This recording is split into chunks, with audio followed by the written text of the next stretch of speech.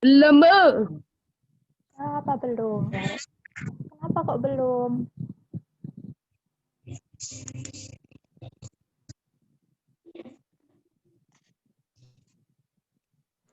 Sudah, Bu. Oke, yang sudah. Habis kita mulai aja ya daripada kelamaan teman-temannya menyusul. Gantian dulu ya, Le. Nah, oke, kemarin untuk video yang pertama itu tentang perkembangan sistem periodik unsur gitu ya. Oke, berdasarkan video itu pertama kali dinyatakan oleh siapa? Di videonya itu membahas tentang apa yang pertama kali? Ayo, siapa yang sudah melihat video? Silakan dijawab. Tadi periodik. Unsur. Iya. Punyanya siapa yang pertama kali dibahas itu? Sistem periodiknya punya siapa? Punyanya si Dobereiner, gitu kan ya? Oke, sebenarnya sebelum Dobereiner itu periodik unsur itu yang jumlahnya masih sedikit itu sudah mulai digolong-golongkan. Jadi pertama itu ada penggolongan tentang logam dan non-logam. Jadi ada unsur-unsur yang termasuk logam digolongkan menjadi satu golongan tersendiri, yaitu logam. Yang bersifat non-logam berarti digolongkan menjadi non-logam. Gitu. Tahu ya bedanya sifat logam sama non-logam? Ya, yang bisa mengantarkan listrik itu yang mana? Logam atau non-logam? Logam. Jadi unsur yang bisa menghantarkan listrik digolongkan menjadi unsur yang logam. Sedangkan yang tidak bisa atau bersifat non-konduktor berarti non-logam, gitu ya. Oke, terus setelah muncul si Lavoisier sebelum dari Dobereiner, tapi di video itu tidak dibahas, gitu. Tapi ya enggak apa-apa, ini sebagai penambahan saja materi. Nah, untuk si Lavoisier mungkin ada yang pernah melihat di buku itu tulisan Lavoisier, bacanya Lavoisier gitu. Nah, si Lavoisier ini menggolongkan menjadi 4 golongan gitu. Jadi ada golongan 1, 2, 3, 4 gitu. Nah, tapi karena ini kan awal-awal penggolongan, jadi kan unsur-unsur yang masih ditemukan itu masih sedikit gitu.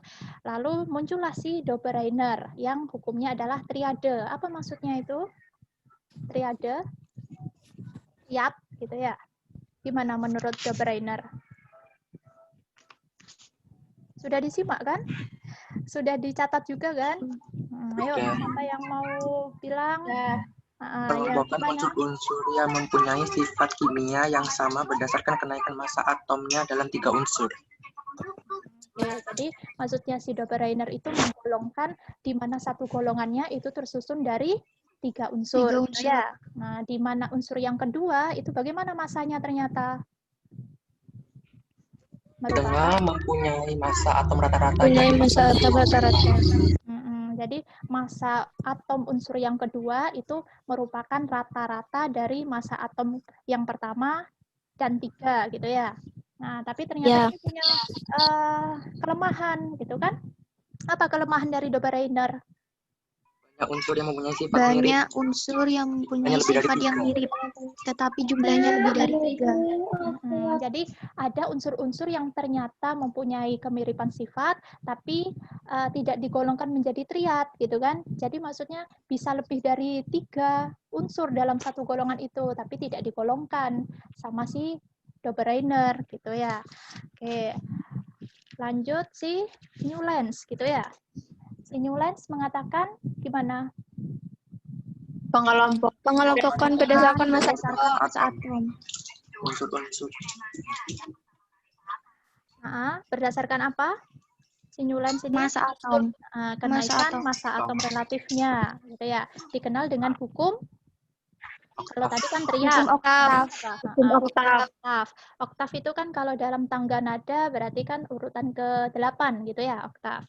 Nah, jadi itu kan maksudnya gimana? Unsur-unsur yang berselisih oktav gitu ya, akan memiliki sifat yang sama. Jadi kan unsur yang pertama akan mirip sifatnya dengan unsur yang ke-8. 2 sama 9 gitu ya. Oke, tapi ini pun juga memiliki kelemahan. Apa kelemahannya dari hukum oktav Newlands ini? Tidak berlaku untuk unsur yang nomor besar. Tidak menyediakan unsur yang belum ditemukan. Ya, benar. Nah, di sini kan berarti kan hanya sampai 7 gitu ya. Nah, berarti kan gas mulianya saat itu, saat Newlands itu menggolongkan, itu masih belum ditemukan gitu. Dan juga hanya berlaku untuk unsur-unsur yang ringan. Nah, tentu berarti yang Newlands ini masih perlu pembaharuan, yaitu dibarui oleh siapa? Yang dikenal dengan Dan Mayer.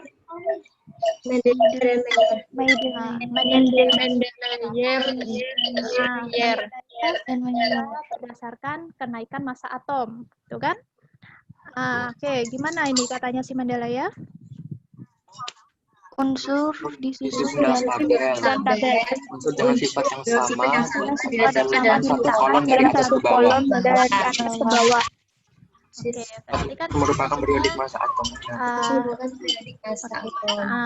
Oke, jadi pada saat Mendeleev ini sudah mulai unsur-unsur itu digolongkan dalam bentuk tabel-tabel gitu ya. Jadi Mendeleev ini pemulanya sebelum tabel periodik unsur yang kita kenal sekarang gitu.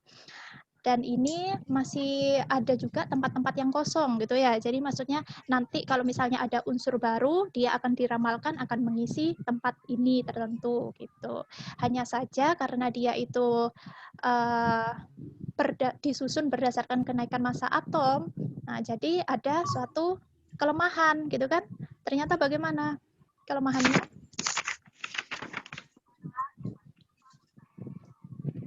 Gimana kelemahannya dari sistem periodik Mendeleev? Nggak dibahas ya di video itu ya? Masa sih? Tidak. Sudah ada, Bu. Nggak ada. Atau ada yang punya buku paket sambil dibaca? Ada nggak buku paketnya? Nggak ada. Oke.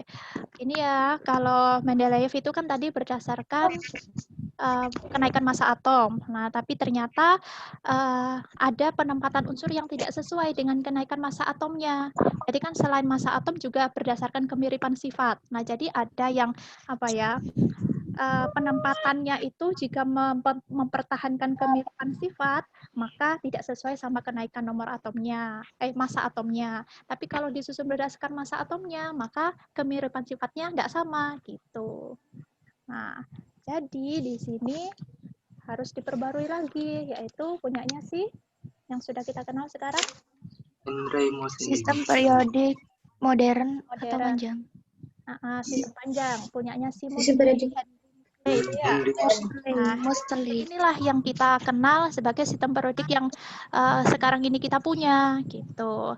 Tapi ya saat itu masih hanya tersusun dari unsur 112 unsur gitu. Kalau sekarang kan sudah 118 unsur sudah lengkap gitu. Nah, jadi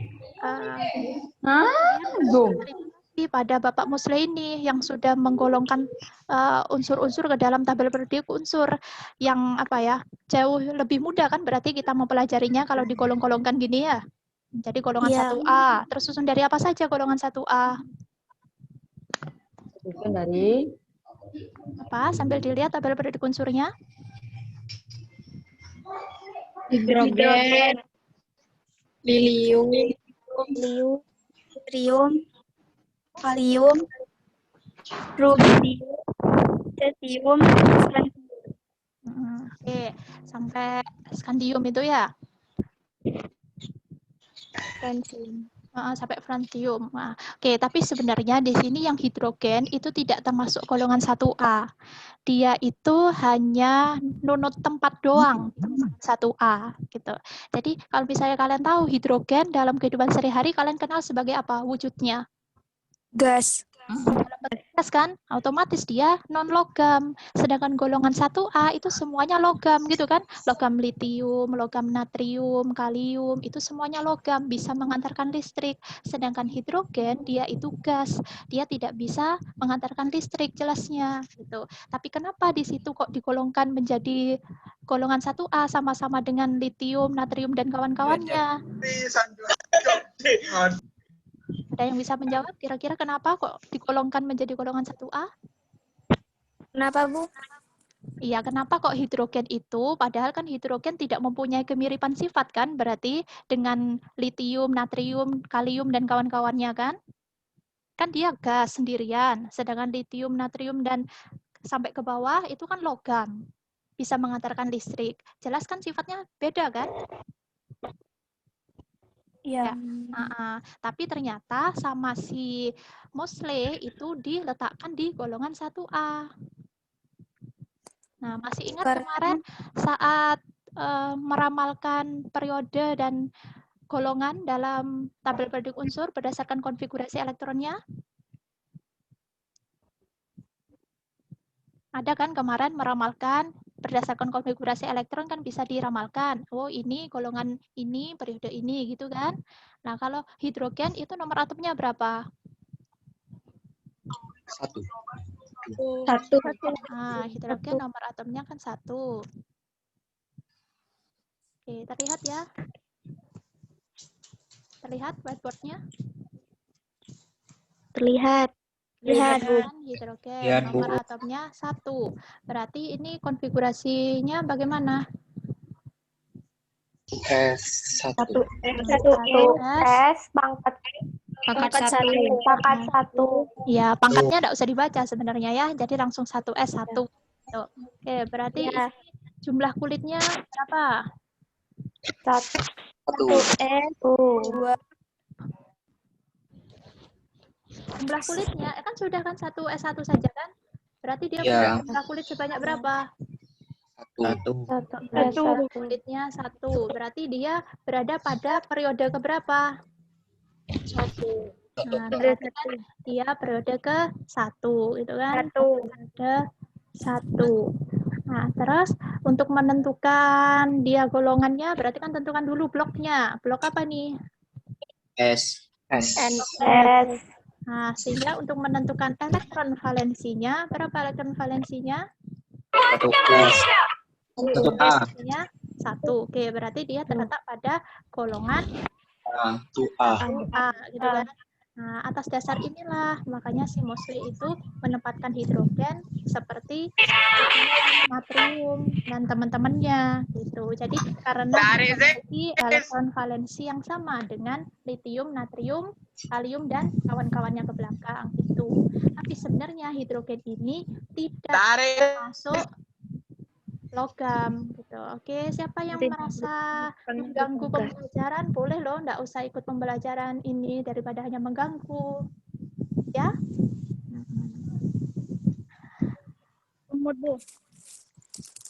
Nah, Bu Nisa, kalau ngurusi anak yang seperti itu jadinya nanti materi kita jadi itu terganggu. Ya, berdasarkan kesadaran masing-masing saja ya. Oke, lanjut. Kalau tadi kan berdasarkan Mendeleev maupun Newlands itu kan tadi unsur-unsur disusun berdasarkan massa atomnya, gitu ya. Sedangkan pada si Mosley itu berdasarkan apa? Kenaikan nomor atom. Kenaikan nomor atom. Nah, jadi ternyata kalau disusun berdasarkan kenaikan nomor atomnya, ternyata itu tidak memiliki perbedaan dengan kemiripan sifatnya. Gitu. Jadi golongan 1A itu pasti akan memiliki sifat-sifat yang sama dengan golongan-golongan yang satu golongan dia gitu. Jadi seperti litium itu pasti akan sama dengan natrium, dengan kalium gitu.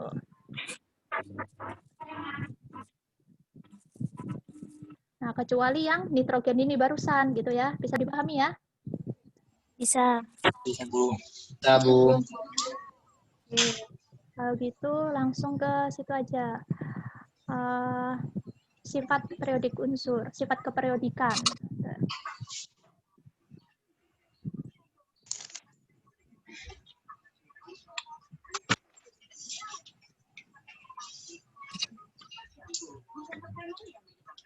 Oke, ini terlihat ya, ada sifat-sifat periodik unsur. Bisa terbaca? Terbaca ya? Tidak, Bu. Tidak. Kelihatan? Sudah. Sudah. Oke. Kelihatan, Bu. Oke. Untuk ini sifat keperiodikan unsur.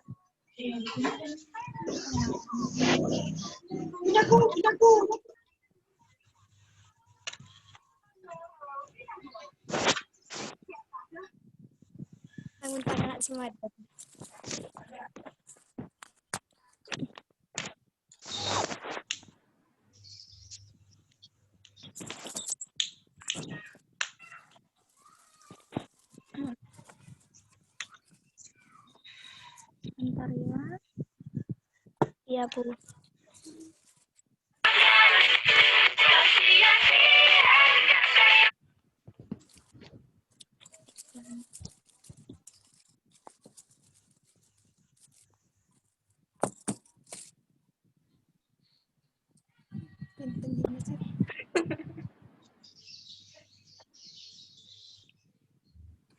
Tarik saya.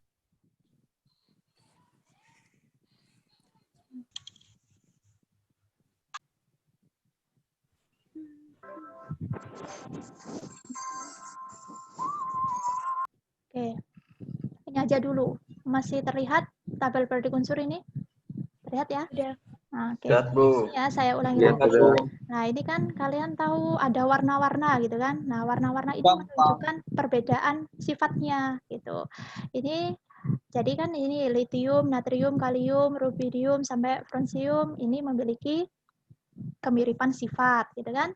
Yang golongan 2A ini dari atas ke bawah juga memiliki kemiripan sifat gitu. Yang golongan 3A begitu juga gitu. Tapi ini ada sifat semilogamnya gitu ya. Nah, kalau ini juga ini sudah non logam gitu ya.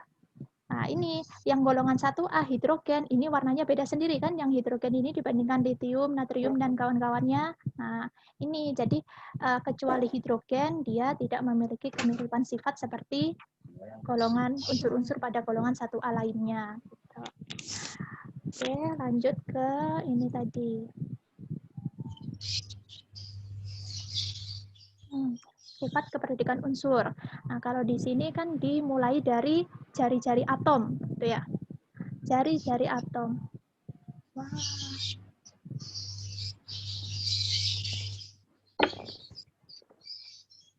Oke, jari-jari atom itu maksudnya bagaimana? Jari-jari atom itu?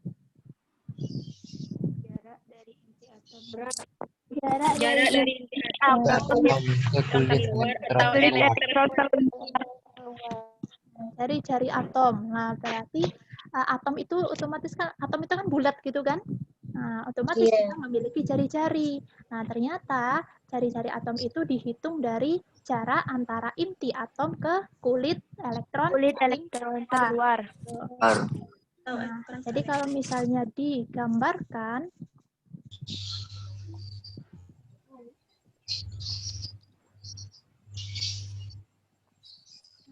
misalnya ini adalah atom litium. Ini adalah inti atomnya litium. Nah, litium dia golongan 1A kan ya, periode kedua. Berarti dia memiliki kulitnya ada berapa?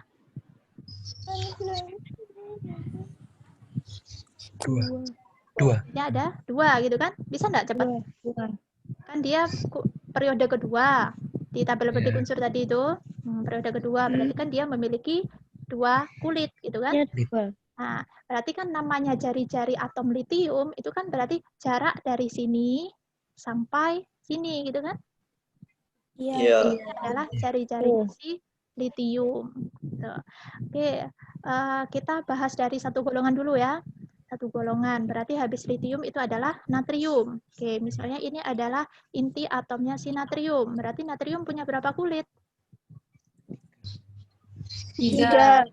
Dia berada pada periode ketiga, gitu kan? Berarti kan jaraknya jari-jarinya dari sini ke sana. Gitu. Nah, ini jarinya gitu, jari-jarinya. Setelah itu ada natrium, ada kalium. Berarti kalium punya berapa kulit? 4. Oke, 4. 2, 3, 4. Oke. Tarik. Oke, ini adalah jari-jarinya. Nah, sehingga di sini kalian kan bisa membuat suatu kecenderungan. Berarti dalam satu tabel periodik unsur,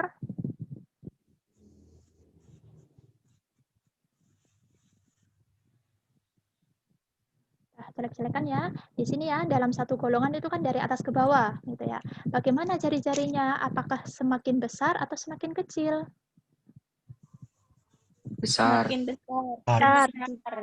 Jelas karena Yang jelas karena jari-jari atomnya akan semakin besar dari atas ke bawah, gitu ya. Nah, karena kan jumlah kulitnya akan semakin besar, otomatis jaraknya akan juga semakin membesar, ukurannya semakin besar, gitu kan? Ya, Bu. Sedangkan dalam satu periode dari kiri ke kanan, nah, berarti pinggirnya litium itu Be ya, berilium, gitu kan? Berilium. Ya. Dia punya berapa kulit? 2. Dia juga punya 2 kulit, gitu. Setelah berilium, siapa yang satu periode sama litium berilium? Magnesium. Oh, magnesium. Magnesium satu periode? Bukan, yang satu periode sama litium, berilium, berarti golongan Boron. boron. Karbon. Nah, boron dulu dah, boron. Berarti juga punya 2 kulit, gitu kan? Ya. Sama-sama 2 kulit. Seharusnya kan ukurannya sama. Tapi ternyata berdasarkan video yang kalian simak, itu ukuran jari-jarinya semakin Pendek. semakin kecil, gitu kan? Makin kecil. Kenapa kok seperti itu? Ini kan jumlah kulitnya sama-sama 2, gitu, karena berada pada periode kedua. Tapi kenapa kok ukurannya itu dari kiri ke kanan dalam satu periode ini ternyata lebih kecil, gitu, jauh lebih kecil, gitu. Gaya tarik inti atom. Gaya tarik inti atom terhadap elektron lebih kuat. Oke. Ini tadi kan litium elektronnya ada 3, gitu ya. Berilium ada 4, gitu ya. Ini 5. Nah, jadi kalau di sini neutronnya ada 3, protonnya juga ada 3, gitu kan? Ini protonnya ada 4, ini protonnya ada 5, gitu kan? Berarti kan proton ini jauh lebih banyak yang miliknya sebelah sini, yang paling kanan, gitu kan? Nah, kalau semakin kanan itu semakin banyak, sehingga kan daya tarik kan itu akan saling tarik menarik ya antara inti atom yang berisi neutron sama proton dengan elektron yang ada di kulit. Nah, kalau misalnya semakin banyak berarti kan daya tariknya itu akan semakin kuat. Kalau kuat berarti kan akan cenderung mengkerut ke dalam. Nah, ini menyebabkan ukurannya akan jauh lebih kecil gitu. Sehingga dari kiri ke kanan jari-jari atomnya akan semakin kecil gitu ya. Bisa dipahami? Ada yang mau ditanyakan sampai sini? Bu. Nggak ada. Ada, Bu. Apa? Nggak ada ya. Oke, kalau gitu bisa dilanjutkan ke energi ionisasi. Oh, sini ke elektronegatifan dulu. Oke, bolehlah ke elektronegatifan. Oh, ke energi ionisasi saja dulu ya. Energi ionisasi, berarti gimana? Kalau kalian baca, ini bagian mana maksudnya? Energi ionisasi. Berarti ada suatu energi, gitu kan? Nah, ionisasi berarti untuk membentuk untuk membentuk ion. Berarti maksudnya ini adalah energi yang diperlukan untuk membentuk ion. Ionnya yang macam mana? Ion positif atau ion negatif maksudnya di sini? Ion Positif. Ion positif. Jadi maksudnya energi ionisasi itu adalah energi yang diperlukan untuk membentuk ion positif. Lah, untuk membentuk ion positif itu kan dengan cara melepaskan elektron, gitu kan? Ya. Ya. Sekarang ini ada kaitannya sama jari-jari atom tadi itu. Oke, tadi ini kan dari atas ke bawah jari-jari atomnya semakin besar. Karena jumlah kulitnya semakin banyak, gitu ya. Nah, yang namanya melepaskan elektron itu adalah elektron yang berada di luar, yang paling luar dulu yang bisa dilepaskan. Jadi elektron yang ada di seperti ini, yang ada di kulit ke-1, 2, 3 dibandingkan kulit yang keempat itu jauh lebih mudah yang kulit keempat dulu yang dilepaskan, gitu kan? Ya, kalau di sini tadi jari-jarinya kan semakin besar dari atas ke bawah ini. Nah,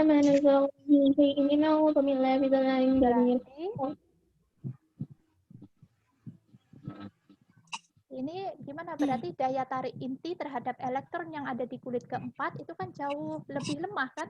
Karena kan jaraknya jauh. Iya, Bu. Berarti daya tarik inti terhadap elektron yang di kulit yang paling luar, yang keempat ini punyanya K, itu semakin lemah. Kalau semakin lemah, berarti elektronnya ini semakin mudah atau sukar untuk dilepaskan. Mudah. Karena lemah berarti mudah untuk dilepaskan. Nah, kalau mudah untuk dilepaskan, berarti kamu membutuhkan energi yang lebih sedikit atau lebih besar? Sedikit. Sedikit. Lebih sedikit, gitu kan? Sehingga di sini dari atas ke bawah dalam satu golongan, energi ionisasinya atau EI itu adalah jauh lebih kecil, gitu. Paham enggak? Kalau enggak ada yang mau ditanyakan, kalau ada yang mau ditanyakan silakan bilang gimana bisa seperti itu, Bu, gitu. Karena ini untuk mereview gitu. Memang disengajakan dibarengkan 6 kelas ini gitu. Ayo silakan, ada yang mau ditanyakan? Ini kenapa kok seperti ini? Apa perlu diulangi atau enggak usah? Paham semua ya kenapa energi ionisasinya dari atas ke bawah dalam satu golongan ini semakin kecil? Insyaallah. Nah, sekarang kalau gitu saya lanjutkan dalam satu periode. Nah, ini tadi jari-jarinya semakin kecil. Jarinya semakin kecil itu tadi karena ikatan inti terhadap elektronnya semakin kuat, gitu kan? Ikatan inti terhadap elektron paling luar itu semakin kuat. Nah, berarti elektron yang paling luar ini sukar atau mudah dilepaskan? Sukar. Yang lainnya menjawab apa? Mudah. Tadi daya tarik inti terhadap elektron, ini ya, tadi ya, jari-jarinya itu semakin kecil. Ini menunjukkan bahwa daya tarik inti terhadap elektron paling luar itu semakin kuat, gitu. Jadi kan ukurannya mengecil, gitu kan? Kekuatan daya tarik intinya terhadap elektron paling luar itu kuat. Kalau kuat, itu cenderung mudah dilepaskan atau sukar? Sukar.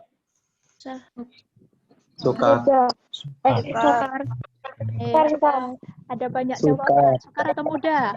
Kalau Sukar. Sukar ya. Kan tariknya kan kuat. Kalau kuat ya sama dengan misalnya kamu mempertahankan sesuatu. Kalau kamu sangat-sangat ingin memilikinya, apakah kamu lebih cenderung mudah untuk melepaskannya atau sukar? Sukar kan? Gitu. Kamu kan pengen dia tetap ada bersamamu. Aduh, jangan di mana-mana ya. Ya hanya psikologi saja gitu.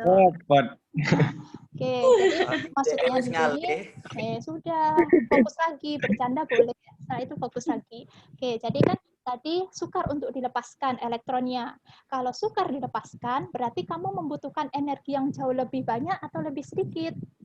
Jauh lebih banyak. Sehingga dari kiri ke kanan, energi ionisasi dalam satu periode itu, energi ionisasinya semakin besar, gitu kan?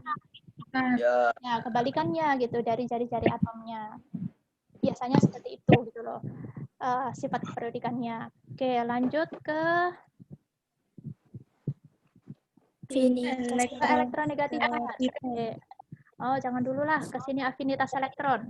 Ini biasanya kebalikannya bukan kebalikannya, kalau tadi energi ionisasi untuk membentuk ion positif, kalau afinitas elektron itu kecenderungan untuk membebaskan, menerima gitu loh. Kalau tadi kan ionisasi membentuk ion aktif dengan cara melepaskan elektron. Afinitas itu untuk membentuk ion negatif dengan cara menangkap gitu kan? Atau menerima. Nah, ini semakin negatif harga afinitas elektron, semakin mudah akan afinitas elektron. Ini kenapa, Rek? Suaranya pusing. Suaranya, Bu. Suaranya siapa? Suaranya saya.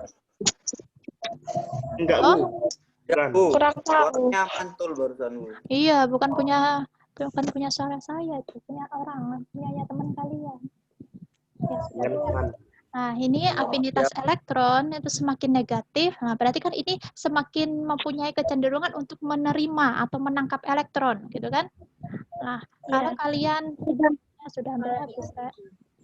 Oke, ini kalau golongan yang sini, yang daerah sini, itu kan berarti kan cenderung untuk melepas atau menangkap elektron. Saya ulangi ya, kalau energi ionisasinya kecil, berarti mudah atau melepas elektron? Mudah atau sukar untuk melepas elektron? Mudah. Nah, semakin mudah. Nah, kan berarti yang semakin mudah itu kan di daerah golongan sini kan, terutama yang Ya. bagian bawah sini kan? Iya. Berarti yang golongan 1A paling bawah berarti francium itu Fr itu adalah semakin mudah untuk membentuk ion positif. Tuh. Nah, berarti kebalikannya yang paling mudah untuk menangkap elektron itu adalah yang bagian sebelah sini itu, tapi golongan yang 7A bukan golongan 8A. Tuh, golongan 7A. Kenapa, Bu? Nah, karena golongan 8 itu kan namanya gas mulia gitu. Dia adalah mulia gitu. Jadi sukar untuk bereaksi gitu. Nah, jadi yang paling mudah itu adalah yang sebelah sini, afinitas elektron. Gitu. Jadi di sini sama, dari kiri ke kanan afinitas elektronnya itu adalah semakin besar. Gitu. Semakin besar afinitas elektronnya, semakin mudah dia menerima elektron atau menangkap elektron. Gitu. Ini adalah afinitas elektronnya, He-nya semakin kecil. Gitu. Jadi sukar untuk menangkap elektron gitu. Energi ionisasinya kecil, tapi dia maksudnya mudah untuk menerima elektron, mudah membentuk ion positif gitu ya. Ya, Bu. Oke, terus yang keelektronegatifan. Nah, keelektronegatifan ini adalah seberapa banyak atom dalam sebuah molekul menarik elektron. Nah, jadi ini maksudnya mirip dengan yang afinitas elektron gitu. Jadi ini kalian bisa baca dari kiri ke kanan semakin mudah untuk menarik elektron. Nah, makanya yang tadi itu adalah golongan 7A yang paling mudah, keelektronegatifannya tinggi gitu. Sedangkan dalam satu golongan dari atas ke bawah ini karena semakin nomor atomnya bertambah, jari-jarinya semakin besar, berarti kan semakin lemah untuk menarik elektron. Tapi kebalikannya semakin mudah untuk melepaskan elektron gitu. Nggak terlalu cepat ya? Ya. Oke, bisa dipahami ya? Oke, masih ada beberapa menit lagi. Ada yang mau ditanyakan? Setelah itu ya, bagian soal.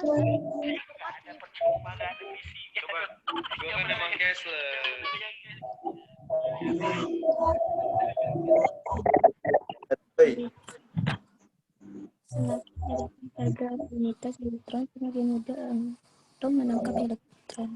Semakin positif harga afinitas elektron, semakin sukar atom menangkap elektron.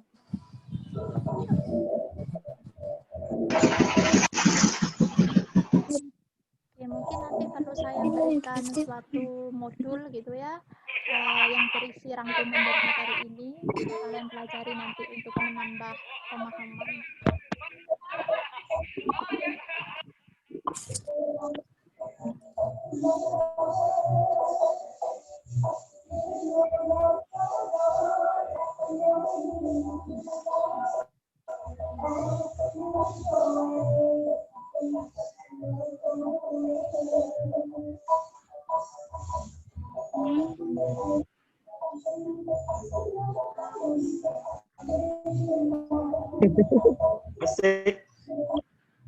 Asik goyang.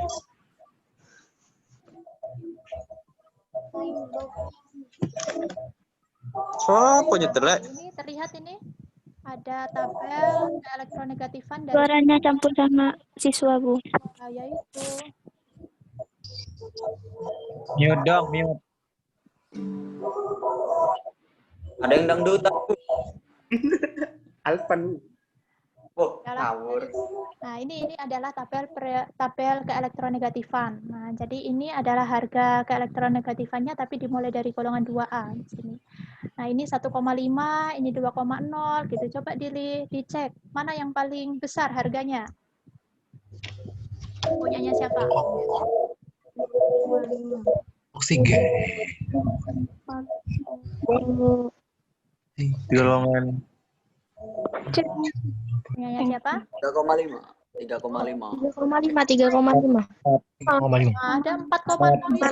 4,0 inilah ini golongan 7. 4,0. Nah, yang F inilah yang paling mudah untuk menerima elektron. Elektronegatif Elektron.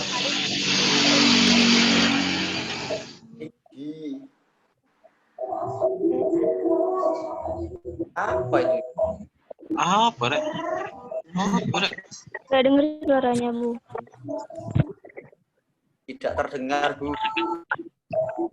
Mute, mute. Dangdutan. ya sudahlah kalau gitu daripada sudah kan tidak ada yang mau ditanyakan. Ya, Sekiranya bisa sukses untuk mengerjakan tes formatifnya. Amin. oh, Oke, sebentar ini kayaknya perlu ini kalian. Nah, ini ada energionisasi. Ini terlihat belum? Belum sih. belum. Iya, belum. Sabar ya. Sudah. Nah, Oh, belum. Hilang, Bu. Nah, ini adalah energi ionisasi kalau dalam bentuk grafik gitu. Nah, jadi ini ya, ini tadi yang kita bahas. Nah, LI ya. Mulai dari sini, ini natrium, kalium, rubidium, cesium, strontium ada di sini. Ini terlihat nggak? Lihat ya, ada natrium. Nah, ini kan nomor atomnya kan semakin besar. Dari ini sumbu X-nya itu kan nomor atomnya semakin besar. Ya. Organisasinya semakin kecil ke bawah kan ini? Kan cocok. Ya. Dari atas ke bawah dalam satu tabel periode unsur ini kan satu golongan Na, K, Rb, Cs itu kan energi ionisasinya semakin mengecil gitu kan ya? Karena dari jumlahnya semakin besar. Terus sehingga mudah untuk melepaskan elektron gitu. Nah, sekarang kalau misalnya dalam satu periode, ini kan satu periode ya, Na, Al, oh yang ini aja dah, B, Be, C, O, N gitu ya, F gitu kan. Ini satu periode. Nah, tapi kan harusnya gimana tadi? Energi ionisasinya semakin besar gitu ya. Nah, tapi ternyata di sini itu ada penyimpangan. Kalau kalian lihat grafiknya, ini kan ada atas, naik ke atas, terus ke bawah, ke atas lagi, ke bawah gitu kan, atas lagi. Ya. Nah, ini ada suatu penyimpangan energi ionisasi. Kenapa seperti itu? Ada yang bisa menjawab enggak?